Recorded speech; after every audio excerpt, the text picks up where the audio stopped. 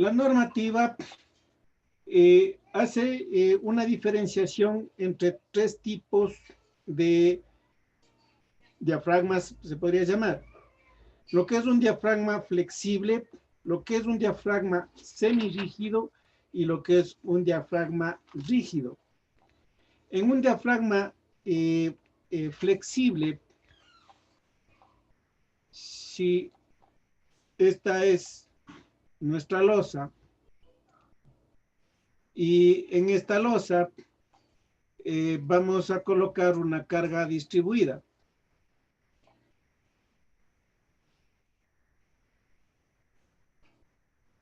¿Sí? Bueno, pongamos aquí un par de líneas más rápido de esta manera.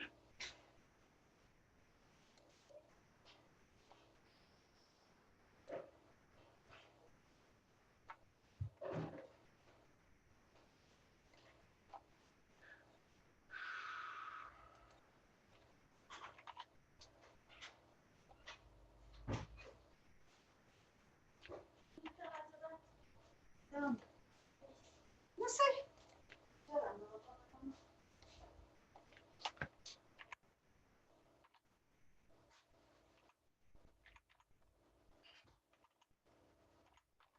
¿Ya? Entonces,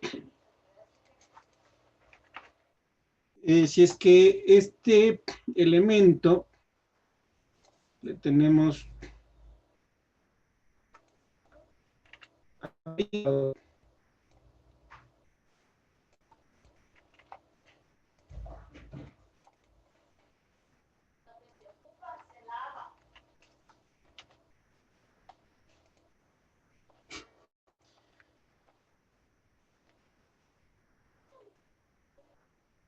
entonces, déjenme primero hago los gráficos para luego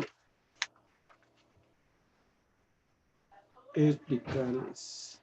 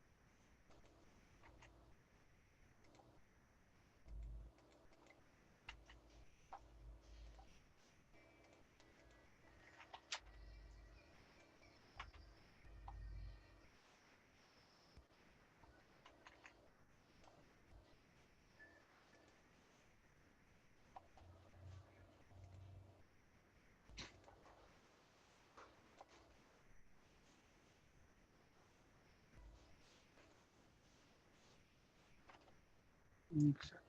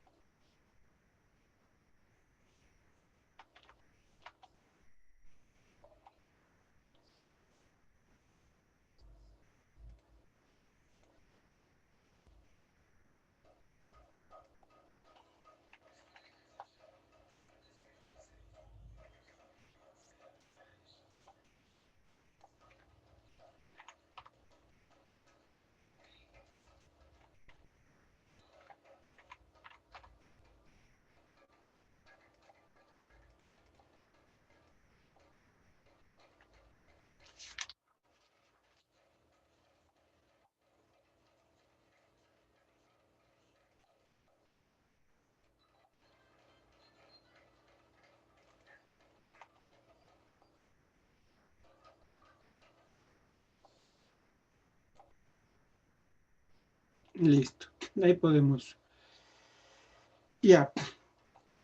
Si es que es un diafragma flexible, se espera que el comportamiento de la estructura sea como esto. Es decir, que cada vano se está deformando de manera independiente.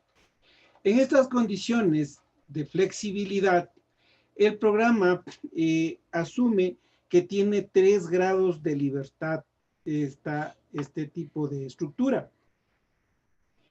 Si es que es un semirrígido, estamos esperando que el comportamiento de la estructura sea este.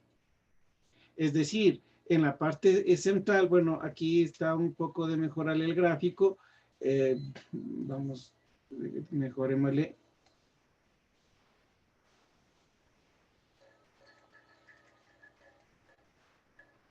Exacto, así. Y lo mismo le crezco por acá arriba.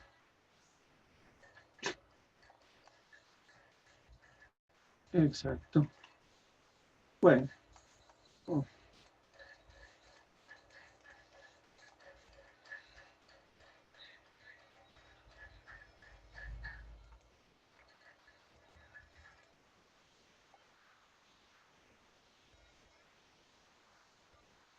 Ya. Entonces, si es que es un semirrígido, lo que esperamos es de que se produzca este tipo de deformación, que como ustedes recordarán cuando diseñábamos vigas, este es el comportamiento que esperamos. Al tener aquí un empotramiento, aquí en la parte superior tengo tracción, acá abajo tengo compresión, y si analizamos aquí al medio, en la parte superior tengo tracción, y en la parte inferior, perdón, tengo compresión arriba y tracción en la parte de abajo. Y lo mismo, un similar comportamiento en este apoyo, tracción, compresión, aquí en este otro apoyo, tracción, compresión, y aquí al medio, compresión, tracción. Mientras que acá, solamente en la parte, en un diafragma flexible, solamente en la parte superior tendríamos compresión y acá tendríamos tracción. Es decir, aquí el comportamiento sería como que está simplemente apoyado. No hay transmisión de flexibilidad en los puntos de intersección. Mientras que un diafragma rígido supone que el elemento es lo suficientemente potente para no deformarse, no hay deformación en esta estructura. Y lo que aquí voy a tener es desplazamiento, es decir, aquí yo no tengo rotación. Nuevamente, el programa asume, cuando el elemento es rígido, asume que tiene 3 grados de libertad, lo mismo que el primero. Me refiero a los grados de libertad en los puntos de apoyo. En cambio, en un semirrígido asume que en los puntos de apoyo tenemos 6 grados de libertad. Entonces, si vamos a los conceptos básicos con los que diseñamos las estructuras, en los nudos, en la unión viga-columna o en la unión viga-losa o en la unión columna-losa, siempre vamos a considerar 3 grados de libertad. No vayan a confundir con los grados de libertad que le tomo como piso. El rato que le tomo los grados de libertad como piso, puedo asumir 3 o puedo asumir 4 grados de libertad, dependiendo de qué es lo que quiera calcular. Ya vamos a ver más adelante el rato de asumir los grados de libertad del piso. Pero si vamos aquí a asumir los grados de libertad de los puntos de apoyo, si es que le pongo como un diafragma rígido, tengo 3 grados de libertad, no tengo rotación. Si es que le pongo como flexible,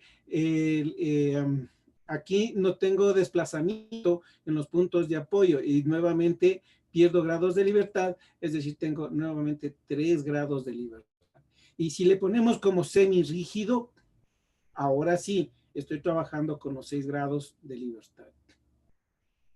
Esto es lo nuevo, esto es lo que le han cambiado a los nuevos a las nuevas versiones del ITAPS. Ahorita la 2020 que está fenomenal, está muy buena, ya tiene incluso la 6318-2019, está todas estos cambios que les estoy indicando. La 18 que estamos manejando ya tienen estos cambios. ¿Sí? Entonces, en tal virtud, el diafragma es un semirrígido. Aquí, como les decía, existe una gran confusión que alguna vez, no una vez, sino más de una vez, escuché decir, a ver, si es que es una losa compuesta, es decir, con placa colaborante, es semirrígido. Y si es que es una losa bidireccional, es rígida. No, no, señores. El programa le toma como rígido o semirrígido dependiendo del grado de libertad de los puntos de apoyo. Si es que es rígido, le toma 3 grados de libertad. Si le toma semirrígido, le toma 6 grados de libertad. Tal cual como les acabo de colocar aquí en este dibujo. Después de terminar este ejercicio, voy a hacerles otro ejercicio y solamente para losas en el que demuestro lo que les estoy indicando en estos gráficos.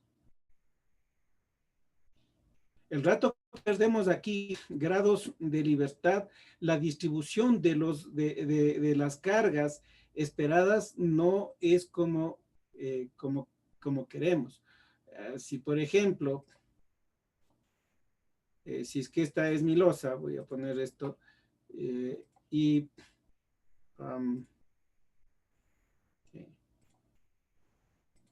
el mosaico de cargas, más o menos aproximadamente es este, aproximadamente.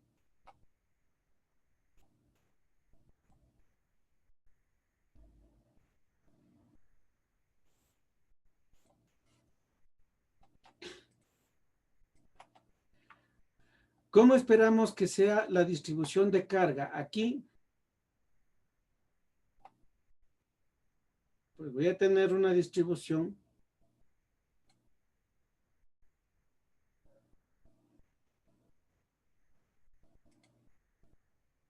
triangular. Mientras que acá voy a tener una distribución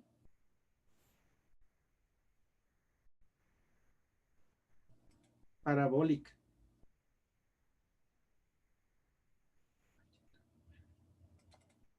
¿Sí?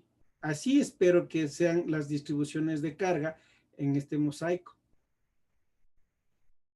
Si es que le pongo como flexible o rígido, el sitio donde no hay... Perdón un ratito.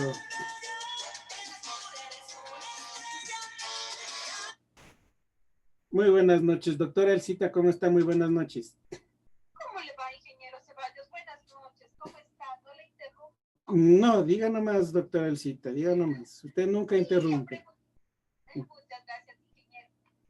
Sabe que, bueno, usted ya debe de saber que el día viernes aprobaron en el institucional el protocolo para el ingreso de la señora, sí, de la contratista.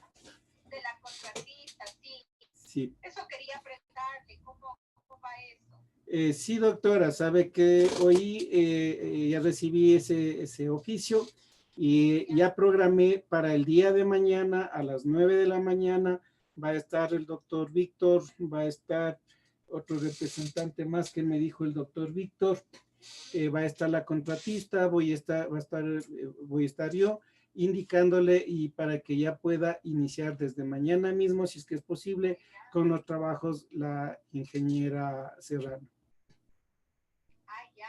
Ya, coménteme, ingeniero, disculpe que le pregunte, lo que pasa es que mañana tengo una entrevista en la radio con respecto a este proyecto de Lutalab. Ya. Quería preguntarle, ¿cuáles son las adecuaciones que se van a hacer? Ya, primero vamos a hacer el cambio de unas dos puertas para darles facilidad de accesibilidad a los usuarios. Luego vamos a abrir una puerta en la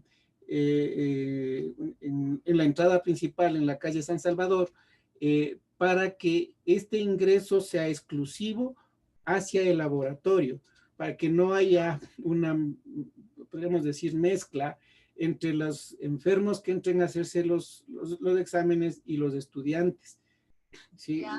Entonces, dentro del laboratorio, en cambio, vamos a cambiarle la cubierta para ponerle una cubierta de PVC que permita un lavado fácil, una asepsia fácil de local. A la entradita en la San Salvador vamos a hacer un cubículo donde almacenar los desechos contaminados. ¿Por qué en la puerta? Porque el rato que llegue el camión del GitSAP, no queremos que ingrese a la universidad, sino que de ahí de la puerta nomás saque los exhibiados contaminados y no contamine ingresando hacia la universidad. Básicamente esos son las mejoras que se va a hacer, doctora, en el laboratorio. ¿A cuánto asciende todas estas mejoras, ingeniero? $36,000, doctora. ¿Son $36,000 más IVA o ya con IVA?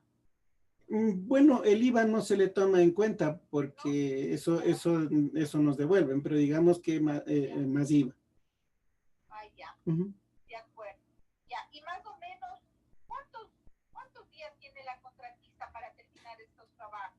30 días, doctora Elcita. O sea, lo que quiere decir que para más o menos mediados de diciembre, ¿no? Yo diría para finales de diciembre, doctora, toda vez de que la ingeniera va a empezar sin recibir aún el anticipo.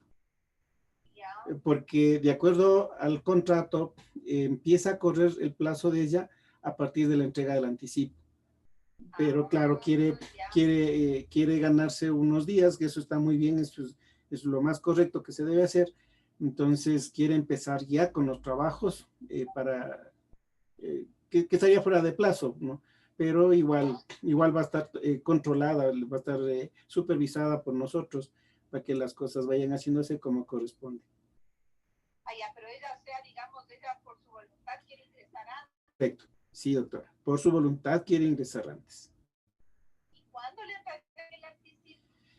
Ahí sí no sabría yo indicarle, porque en cambio ella tiene que hacer presentar todos los papeles necesarios para que le acrediten ese anticipo. Y yo me supongo que debe estar haciendo o debe haber entregado ya. Ahí sí desconozco, eso ya va hacia el financiero. Pero en todo caso, o sea, aquí lo importante es de que va a empezar ya a trabajar. Ya, de acuerdo. Excelente. Muchísimas gracias, ingeniero. Yo le agradezco mucho por la información. Que tenga una buena noche, que descanse. De igual manera, doctor Elcita, una buena noche. Siempre a su servicio. Ingeniero. Hasta mañana. Hasta mañana. Uy, he estado transmitiendo, perdón, señores, era la vicerrectora. Bueno, ya escucharon. Bueno, en todo caso, a ver, regresemos con el tema. Entonces les decía que el rato que hacemos una distribución como la que se encuentra aquí, las cargas vamos a tener de manera trapezoidal. El rato que le pongo como semirrígido. El rato que le pongo como rígido, ¿sí? Esta distribución ya no se da de esta manera. Entonces, en un siguiente ejercicio, les voy a demostrar, aquí está como que muy grande la estructura como para ponerme a hacer esta partecita, ¿sí? Pero en todo caso, para nuestros diseños en esta versión de ETABS, este es el modelo matemático que se recomienda utilizar. Eso.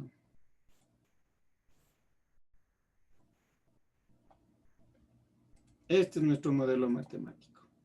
Como una estructura, como una losa rígida.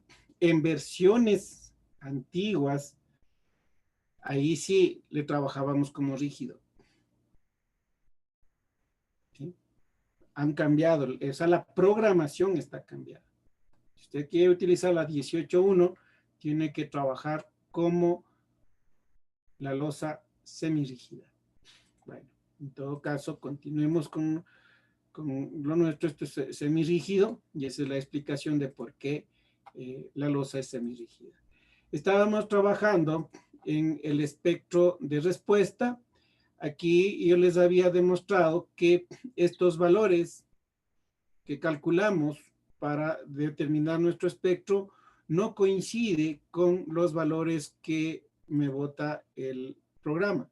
Sí, aquí podemos ver de que tengo la norma ecuatoriana, tanto la NEC 11 como la NEC 15, y ahorita ya van a publicar la NEC 20, la NEC 21, perdón, la NEC 21, y habrá que ver cuáles son los nuevos cambios.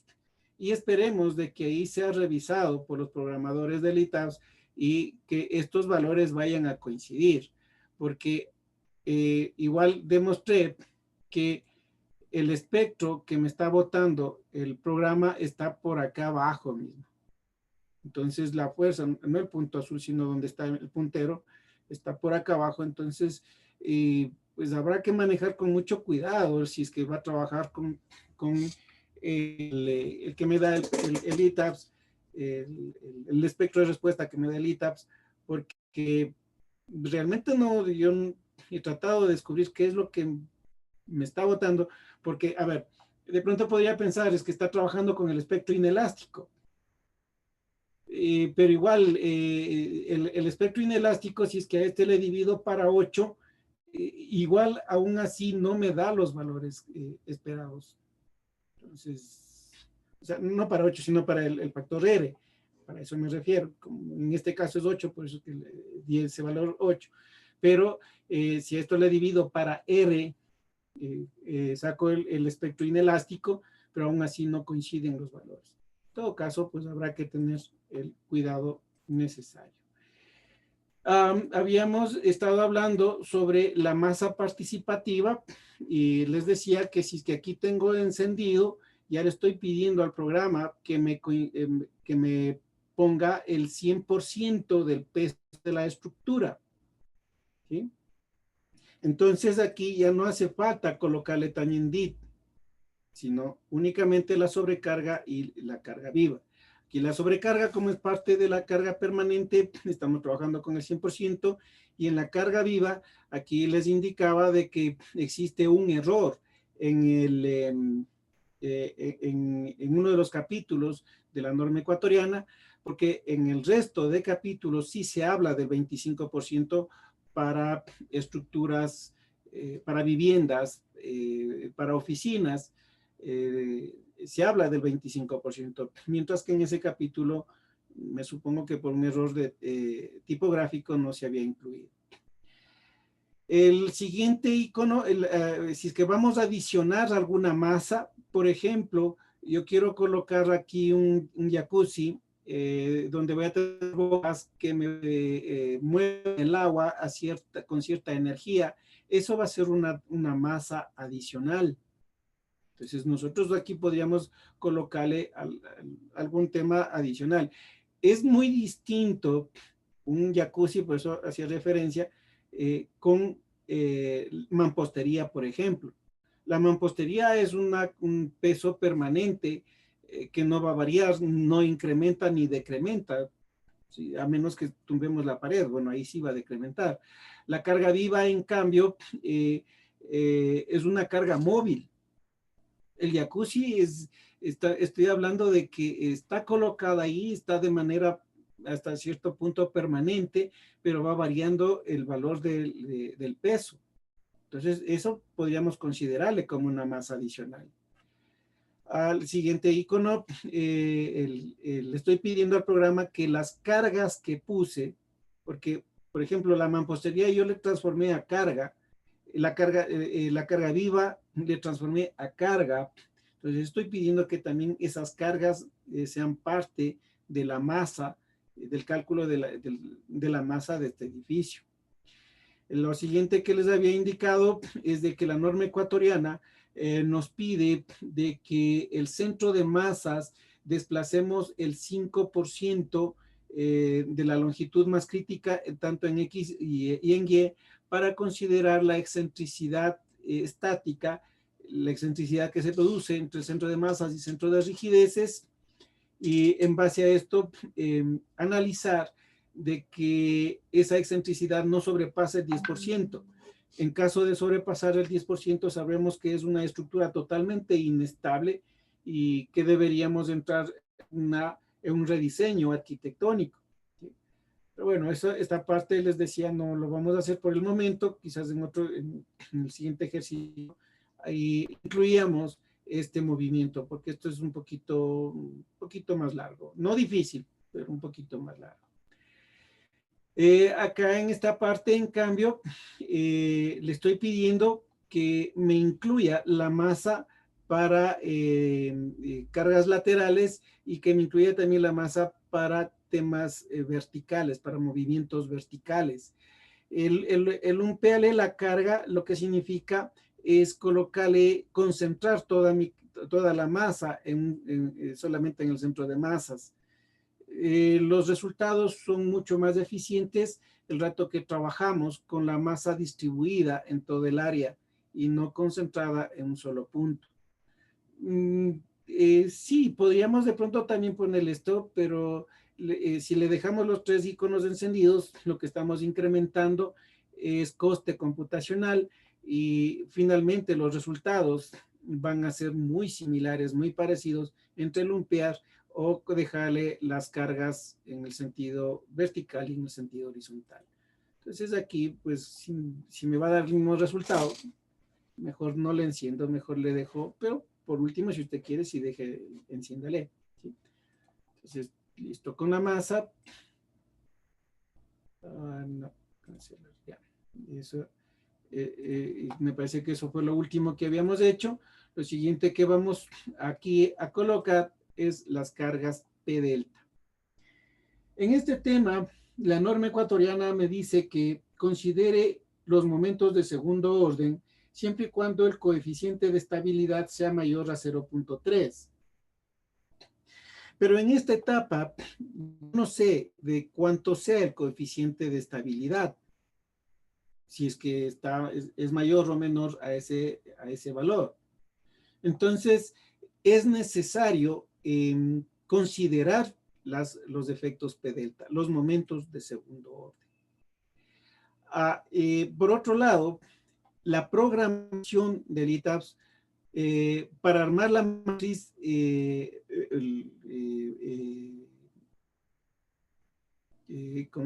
para el análisis espectral arma en base a la matriz de rigidez geométrica y en base a la matriz general.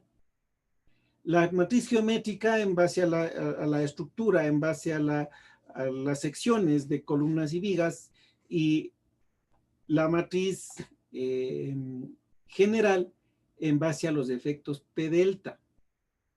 Es decir, que si yo no pongo en este momento los efectos P delta, no estoy haciendo un análisis modal espectral. Es decir, indirectamente terminé haciendo un análisis estático equivalente y ya no un modal espectral porque estoy trabajando con una matriz incompleta. Ahora, para considerar los efectos P delta, tenemos dos teorías. Primero, si nos vamos por la norma ecuatoriana, lo único que me indica es de que debo considerar los efectos P delta y no me dice nada más. Si tomamos la norma ACCESS 7, me dice, perdón, no la ACCESS, sino el ACI 318, me indica que para los efectos P delta debo considerar las cargas mayoradas de 1,2 y 1,6, 1,2 de carga muerta y 1,6 de carga viva. La norma NEHPR, en cambio, me indica que considere 1 para carga muerta y uno para carga viva, es decir, que trabaje cargas de servicio.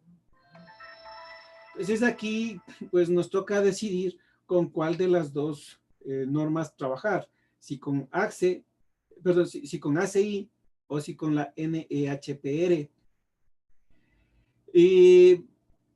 Trabajando un poquito a la defensiva, podríamos trabajar con ACI, porque por último el diseño, vamos a hacerlo con ACI y no con la norma NEHPR. Si nos vamos con la norma ecuatoriana, lastimosamente, lo único que dice es considerar los efectos P delta. Y no dice nada más, no dice cómo. Entonces, vamos con, voy a trabajar con la norma ACI 1.2 de carga muerta, sobrecarga 1.2 y carga viva 1.6.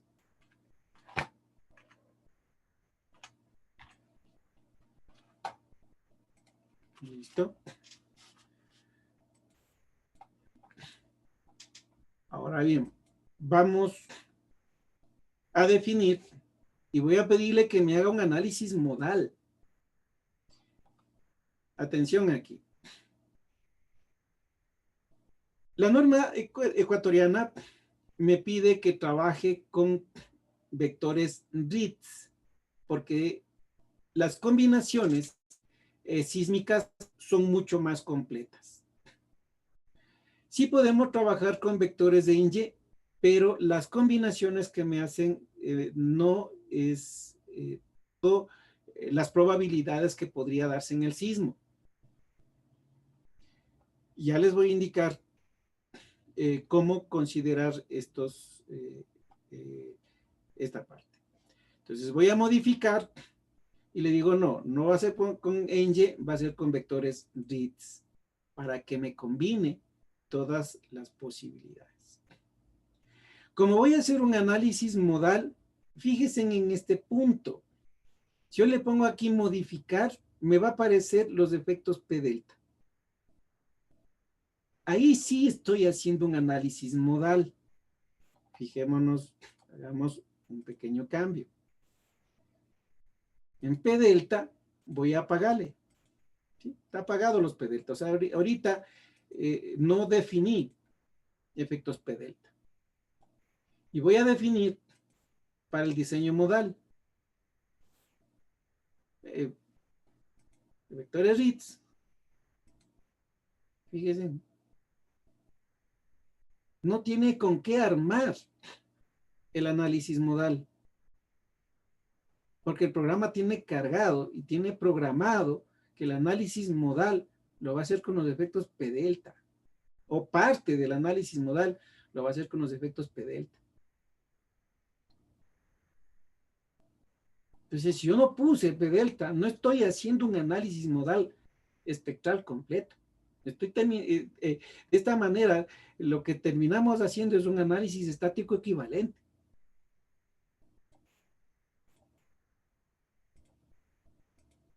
Vuelvo a encenderle. Voy a definir el análisis modal.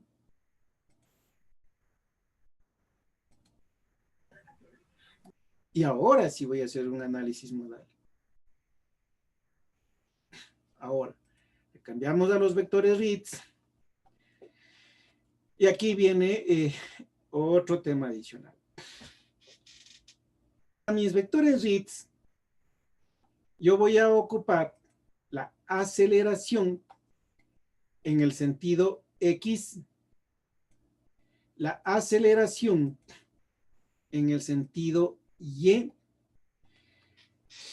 Les comentaba hace un momento de los grados de libertad. Los nudos hablaba de que tienen 6 grados de libertad. Mientras que la losa, ya como losa, ya como piso, podemos considerar 3 grados de libertad. Desplazamiento en X, desplazamiento en y giro en Z. Pero como este es un centro educativo, también quiero ver cuál es el comportamiento ante la tercera la tercera componente del sismo.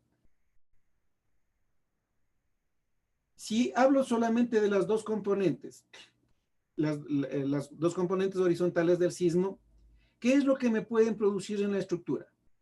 Desplazamiento y rotación.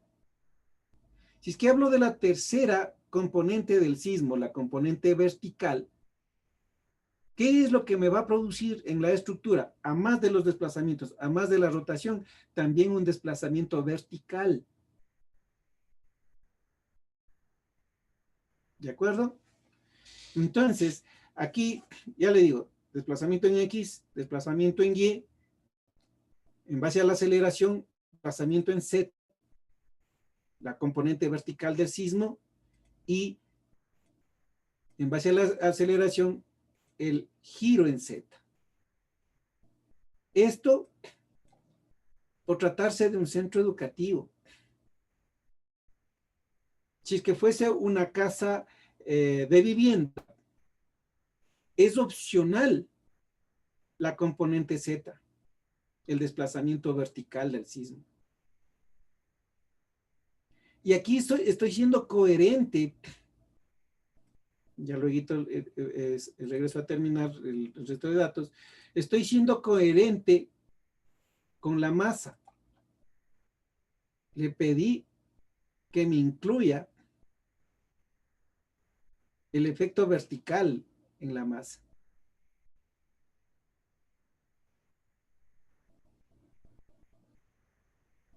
¿Sí?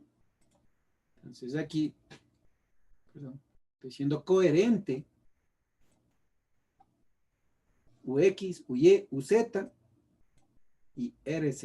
R es el giro. Ahora, ¿con cuántos pisos estamos tratando? 1, 2, 3, 4 pisos. Como estoy colocando 4 grados de libertad por piso, 4 por 4 mínimo, voy a solicitarle que me haga 16 modos de vibración. El máximo número de modos tiene que ser un valor mayor a 16.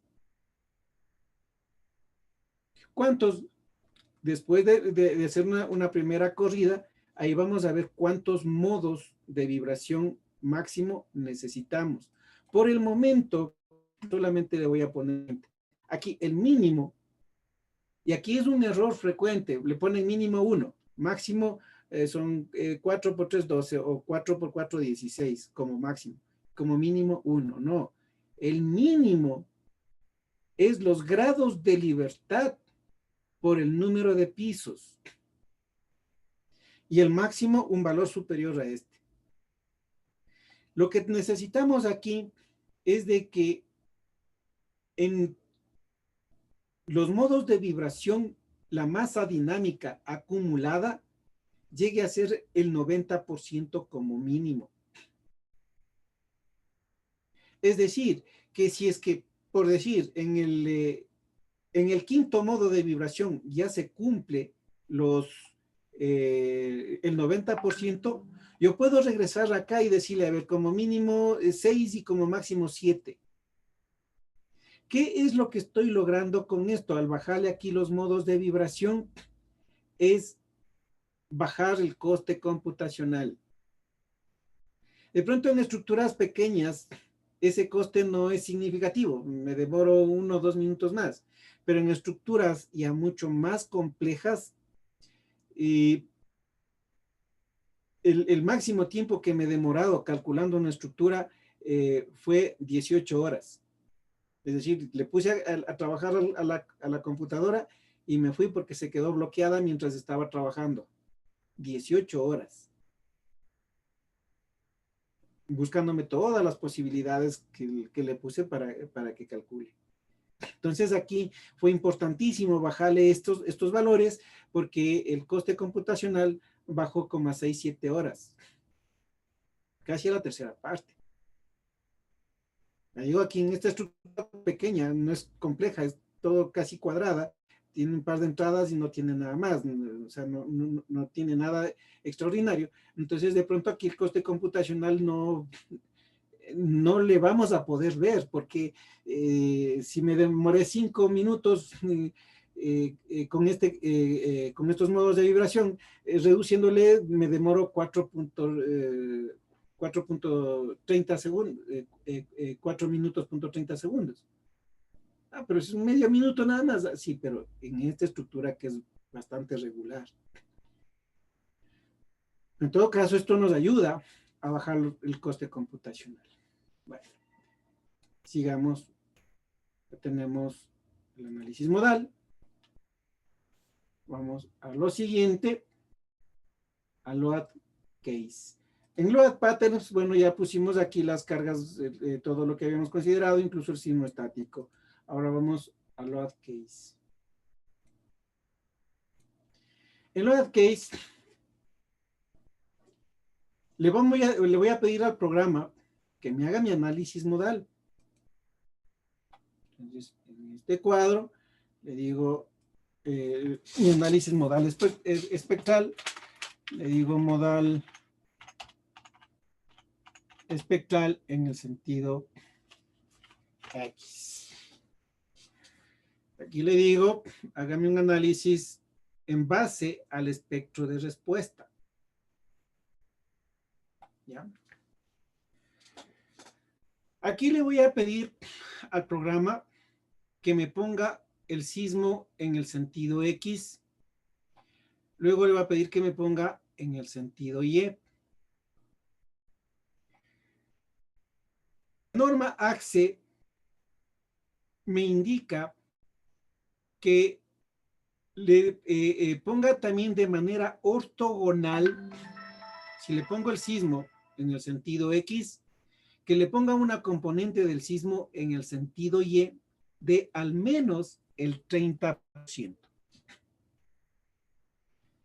Perfecto, entonces le digo, a ver, pongámosle la aceleración en el sentido X en base al espectro de respuesta. Aquí la aceleración me está dando los 980 centímetros por segundos al cuadrado. Y aquí viene otro error frecuente que cometen. A ver, voy a colocarle el 30%. Le digo en U2, le digo N15, y a este valor le multiplico por 0.30. Aquí lo que me está haciendo el programa es aplicando de manera independiente el sismo en el sentido X y un sismo en el sentido Y, pero de manera independiente. Cuando la normativa me dice que ponga al mismo rato el sismo del 100% en el X y el 30% en el sentido ortogonal. ¿Cómo colocamos ese 30%? Le puse en el sentido X. Le digo que es un análisis modal. Le digo que la primera combinación va a ser un CQC y en la combinación del sismo del 100 más del 30 ya no va a ser SRS, sino un absoluto, y aquí le pongo el 0.30. Ahora sí el programa me entiende que va a colocar el 100% en el sentido X y en forma ortogonal, y al mismo tiempo el 30% en el sentido Y. No se debe colocar aquí arriba el 30%, porque el programa trabaja de manera independiente. Porque por último, yo podría colocarle aquí el U2 con la N15 y el 100%. Y aquí el programa, ¿qué es lo que me va a hacer? El U1 más el 30 y luego el U2 más el 30, de manera independiente en el sentido X y en el sentido Y. Por didáctica, para que vean los resultados, no le voy a colocar, sino le voy a poner de manera separada el modal espectral en X y el modal espectral en Y, solamente para que puedan ver la diferencia de resultados. Ingeniero, una preguntita. Claro, dígame. ¿A qué se refiere con CQC y el otro que es absolute? Aquí tenemos, en el CQC, tengo la componente, las dos componentes horizontales y vertical del sismo. Entonces, ¿qué es lo que hacemos? Calculamos cuáles son las fuerzas que están ingresando en la estructura debido al sismo. ¿Sí? Y el SRS, en cambio, los modos de vibración que pueden producir estas fuerzas. Es decir, salgámonos de aquí un rato.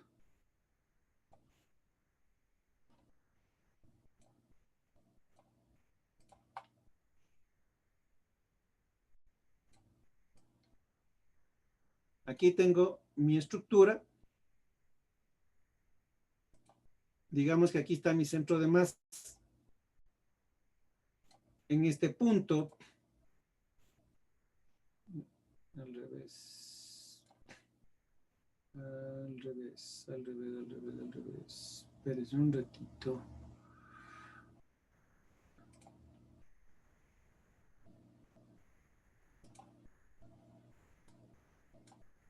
Aquí voy a colocar el sismo y la otra componente del sismo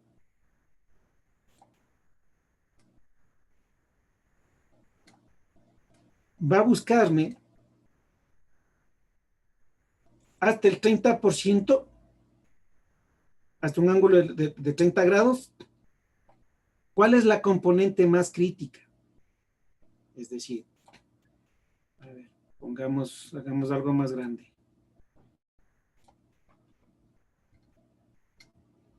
Aquí estaba el centro de masas.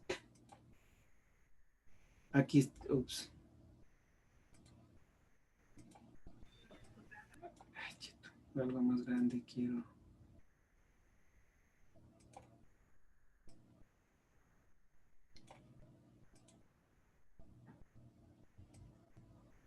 Aquí está el sismo, el 100%. Entonces, ¿qué es lo que va a hacer el programa?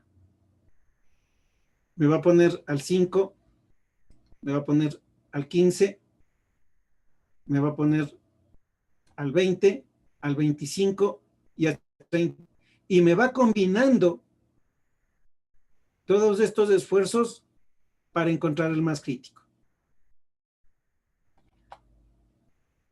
El rato que me golpea el sismo, más esta componente, me da un modo de vibración. El rato que me pega el sismo del 100 más el del 10, me da otro modo de vibración. El 100 más el 25 y así sucesivamente. Esto es lo que me va combinando el CQC. Y los modos de vibración es lo que me va combinando el SRS para encontrar lo más crítico. No sé si le capta la idea. Sí. Entonces, eso es lo que me está combinando.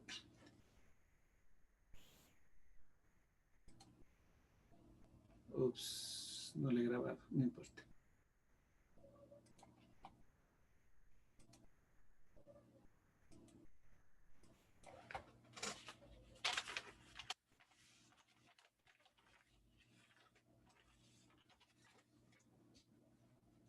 Eso es lo que me está combinando aquí. Y el SRS. Pero el rato que le pongo aquí, ahorita le estoy pidiendo solamente el 100% en el sentido X. No hay SRS. Para que haya el SRS, tengo que combinarle.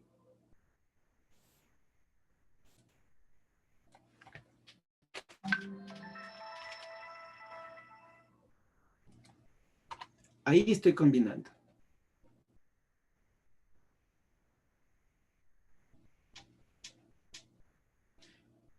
Si le pongo aquí de una vez el U2 también, me está haciendo doble trabajo con una sola orden.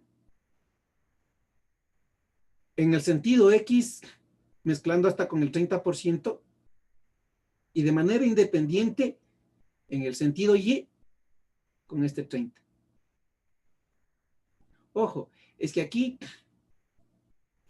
yo solamente le puse en un sentido, pero ¿qué pasa si es que ese 30 viene aquí o viene aquí?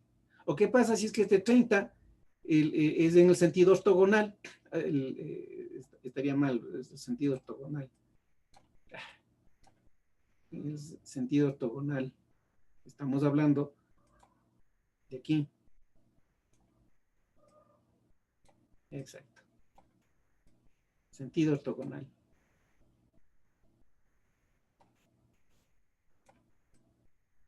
Esto estamos haciendo. Ahora le voy a colocar en el sentido Y.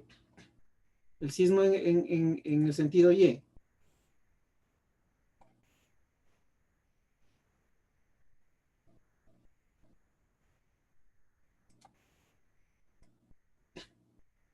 Sentido Y.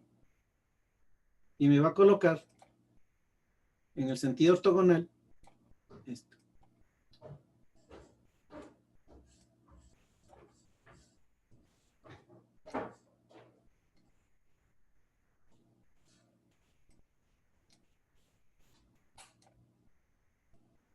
Bueno. El uno combina las fuerzas y el otro me combina las vibraciones.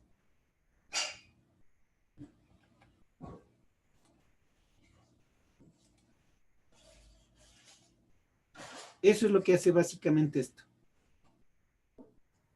Listo, Inge, muchísimas gracias. Entonces yo les decía, bueno, esto lo vamos a ver de manera independiente porque quiero que vean ciertas cosas. Entonces le voy a poner de manera independiente. Yo puedo ponerle una sola. Pongo espectral, le puse los dos y me sale de una los dos valores que necesito. Pero yo quiero de manera separada para hacerles ver cierto problemita. Ahora, la norma me pide que haya una excentricidad del 5%. Aquí el centro de masas, salgámonos un rato, en el centro de masas no le coloqué el desplazamiento.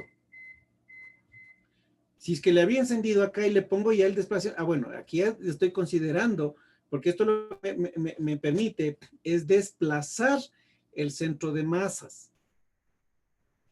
Aquí le estoy diciendo, a ver, calcule el centro de masas y colóqueme ahí donde salga. Entonces, como la norma me dice, considere un 5%, ouch,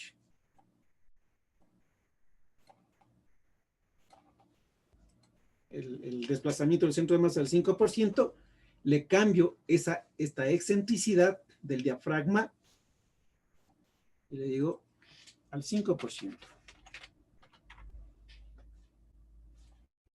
¿Eh? Aquí está la masa. Recordarán el nombre que tenía. La masa desplazada al 5% y la fuerza sísmica calculada por el espectro, el 100% en el sentido X más el 30% en el sentido Y. No quiero trabajar con el 30, quiero ponerle el sismo en el sentido X y darme la vuelta completa. CQC3. El coste computacional incrementa durísimo porque el programa busca cuál es el ángulo más crítico con la fuerza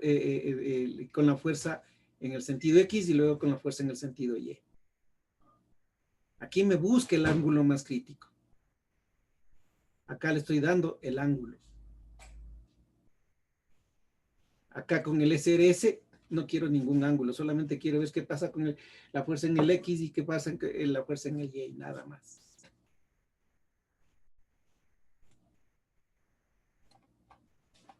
acuerdo? Entonces, como le puse en el X, le voy a adicionar. Ups. Ah, bueno, sí puedo hacer una copia. Y le digo en el sentido Y. Y ahora le cambio a U2. Listo. Ya está. Análisis modal. Combine esto. Y aquí el sismo. Mueva el centro de masas. 5%. Perfecto. Ok. Ok. Ahora, lo primero que vamos a hacer es estabilizar la estructura. Como vamos a estabilizar la estructura, la norma me indica, veamos exactamente lo que dice la norma, en el 6.3 me parece que es.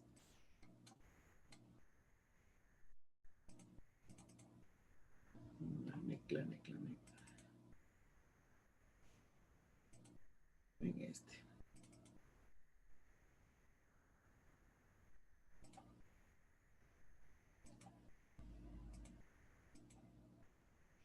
Y esto es importantísimo.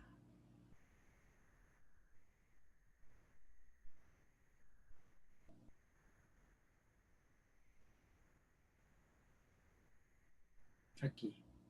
Sí.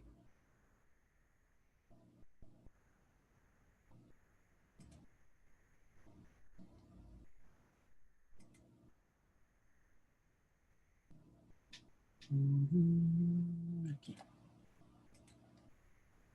Veamos qué es lo que dice la norma en este punto.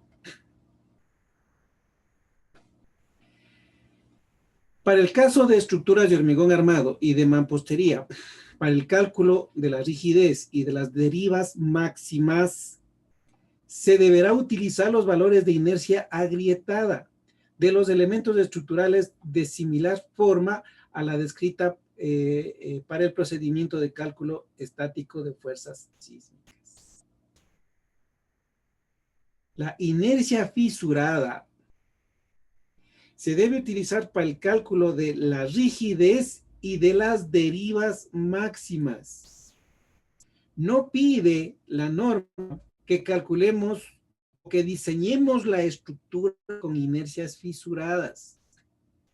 Es decir, que voy a utilizar las inercias fisuradas únicamente hasta estabilizar la estructura. El error frecuente que cometen es que le meten inercias fisuradas hasta el rato del diseño. Y eso no es así. En el caso del cálculo de rigidez y de las derivas máximas, se deberá utilizar los valores de inercias agrietadas de los elementos estructurales.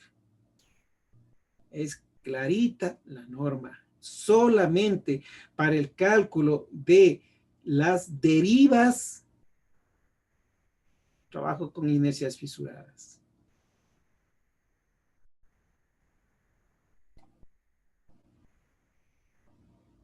En base a esto, nos regresamos por define, section, frame section, donde está la columna, modifico y le digo en el eje X, en columnas el 80%, en el eje Y, en columnas el 80%. ¿Sí? En vigas, para las vigas, me dice el 50%. Asimismo, en el eje X y Y, la otra viga, en el sentido Y, el 50%.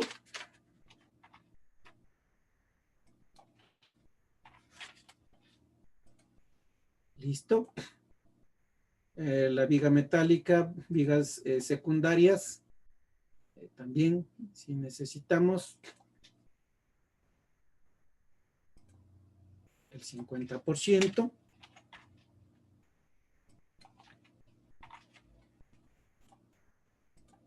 la viga metálica grande que pusimos, el 50%.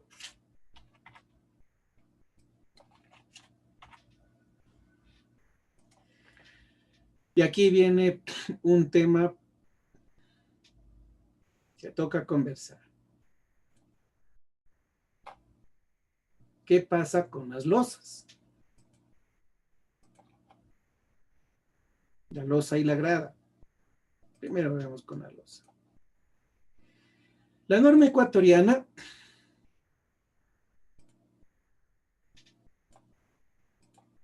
me habla de vigas, columnas, muros estructurales y no me dice nada al respecto de las losas. Para estructuras de mampostería, ¿sí? Ahí, aquí ha estado la carga reactiva. Esto es un error, cuidado, ojo. Revisen los otros capítulos de la norma ecuatoriana y aquí me habla del 25%, no solamente para bodegas de almacenaje, sino en casos generales me habla del 25% de la carga viva. Este es un error. Le digo, en los otros capítulos, la carga reactiva me habla el 25% en manera general. Bueno, lo que estábamos aquí conversando, aquí no me habla nada al respecto de las losas. Y aquí tengo doble, en partida doble, el tema. De acuerdo a los manuales de TAPS, para el cálculo de las derivas, la norma AXE y la norma NEHPR me habla que se debe también trabajar las losas con inercias fisuradas. Es decir, tres libros. Los manuales de ITAPS, la norma AXE 7 y NEHPR me hablan que las losas también se debe trabajar con inercias fisuradas para el cálculo de derivas. El programa está diseñado en base a ACCES y NEHPR. La norma ecuatoriana me habla de que está diseñada en base a ACCES y al NEHPR. Ahí sí he revisado el resto de textos y no habla nada sobre si se debe o no trabajar con losas fisuradas en la norma. Bueno, en base a que me dicen los libros y me dice el manual, le trabajo con la inercia fisurada, que en este caso, de acuerdo a ACCES, es del 25%. Ahora, les decía al inicio que debemos diferenciar entre los elementos que van a absorber y disipar energía sísmica y los elementos que solo van a transmitir. Las derivas ya es producido únicamente por sismos. Es decir, la losa no es parte de mi sistema dinámico. Por tanto, tiene que ser desconectada. Para desconectar los bending, los momentos, le pongo un 0,1. Es decir, que haya un 1% de participación. Ahí estoy desconectando la losa.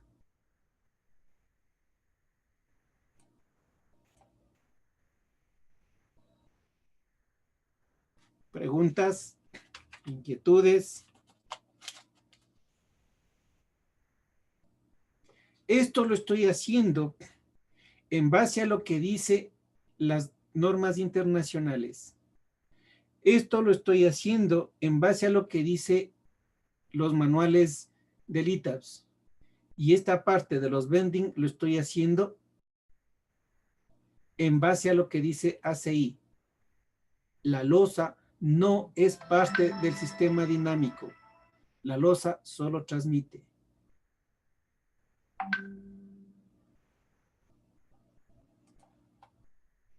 Y como la grada es una losa inclinada, va lo mismo. Ahí estoy desconectando y cuando entre ya a diseñar, les voy a devolver las inercias completas estos elementos. Las losas compuestas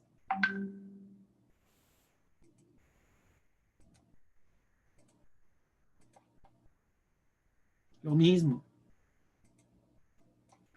Inercia fisurada.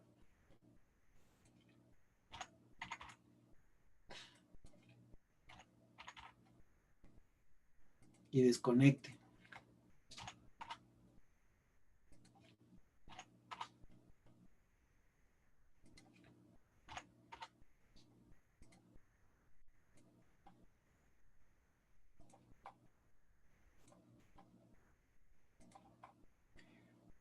Ahora sí, muchas veces me han dicho que es que el rato que le pongo a la grada, toda la estructura se me desconfigura. Ya no me cumple las derivas. Claro, es que la grada no es parte del sistema dinámico y tiene que ser desconectada. Sí, es cierto que me transmite algo de rigidez a la estructura, pero las normas no me están pidiendo que tome en cuenta esa rigidez que está transmitiendo a la estructura. Ahí tendríamos por último que esperar de que haya más investigación y ver cuál es el porcentaje de rigidez que debemos considerar de aporte de parte de la grada hacia la estructura. Es igual a otra investigación que está en trámite, que se está haciendo sobre el aporte de la mampostería sobre la estructura, la rigidez que me produce la mampostería sobre la estructura. Mientras, pues, yo diría, cumplamos lo que nos pide la norma, pero cumplamos como corresponde. Mientras, si vamos a utilizar un software, analicemos bien cómo funciona para ahí aplicar. No caigamos en el error de muchos colegas de que son lo máximo en cálculo estructural porque ya saben manejar el ITABS y la versión 18.1.1. El rato que usted le dice, bueno, ¿y cómo pusiste las derivas? No tiene ni idea de qué le está hablando. Dice que ya sabe manejar porque todo le salió, la estructura le salió en verde.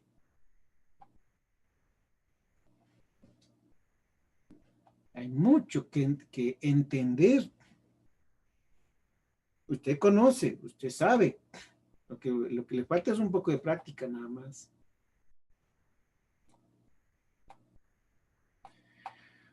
Ahora sí, que ya están puestos todas mis características, hemos puesto pesos y todo lo demás, ahora sí le voy a hacer correr al programa y ahora ya no me interesa los resultados que me bote de la losa, porque primero que está desconectada.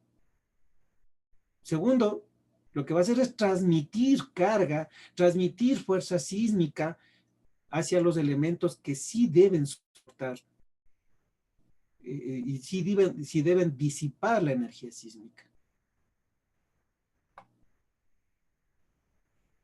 En esta etapa, pregunto, ¿Hará falta combinaciones de carga?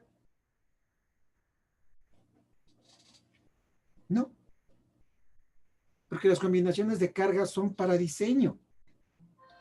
Aquí lo que me interesa es la respuesta modal espectral de la estructura y en base a esta respuesta modal espectral, ver que esté equilibrada. Entonces, aquí ya les he visto cómo se están poniendo las combinaciones. Las combinaciones es para diseño. Aquí necesito la respuesta del sismo estático, la respuesta del sismo en base al espectro de respuesta. En base a esos valores es lo que me interesa ver cuál es el comportamiento de la estructura. Y una vez que le equilibré en base a esos datos, ahora sí voy a ir con las combinaciones porque voy a mandarle a diseñar a mi estructura. Y para diseñar a mi estructura necesito cambiar las características que acabamos de variar en los elementos estructurales. Tengo que nuevamente modificar estos valores, el rato que le pida ya diseñar la estructura.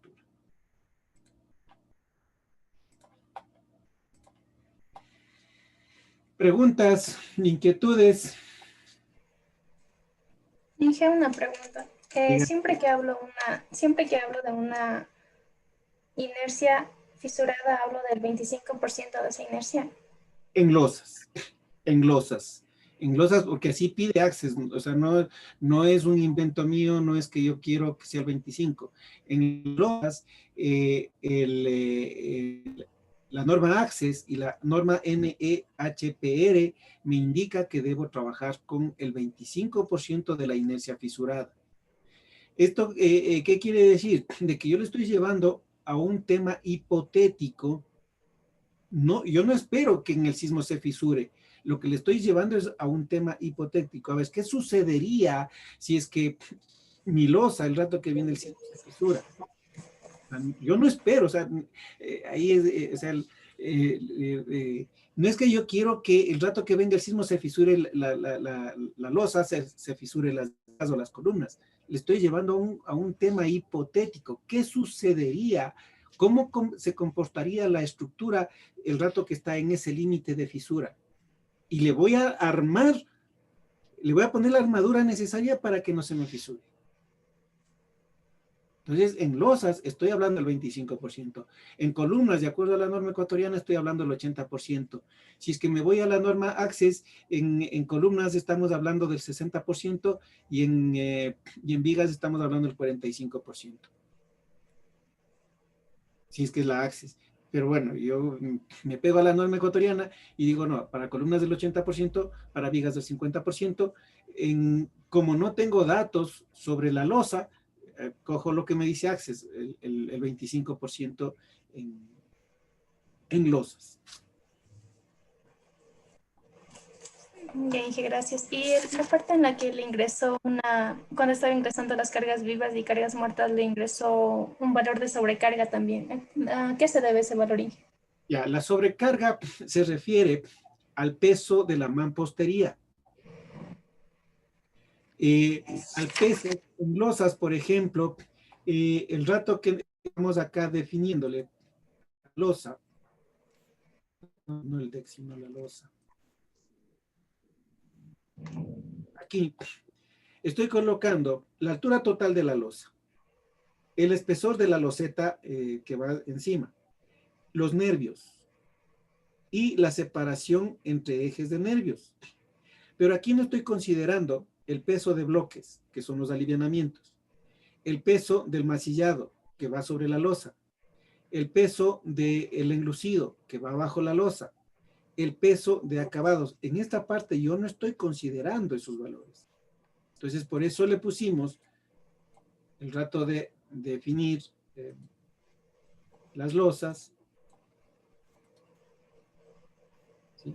Aquí le puse una carga muerta de 180 kilos por metro cuadrado para considerar el peso de bloques, de acabados, masillado, englucido. La sobrecarga que trabajamos, por ejemplo, aquí en esta viga, Esta sobrecarga, en cambio, se refiere al peso de la mampostería, de 820 kilos por metro lineal. Esta es la sobrecarga. Si es que hubiese alguna mampostería sobre la pared, sobre la losa, ahí también, justo que bueno, justo le abrí. Aquí hay una sobrecarga de 400 kilos. Seguramente aquí debe haber alguna mampostería sobre este vano, que por eso les hemos considerado esta sobrecarga.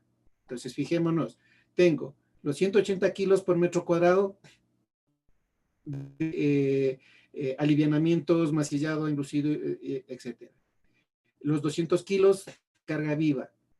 Y los 400 kilos por mampostería, de sobrecarga por mampostería.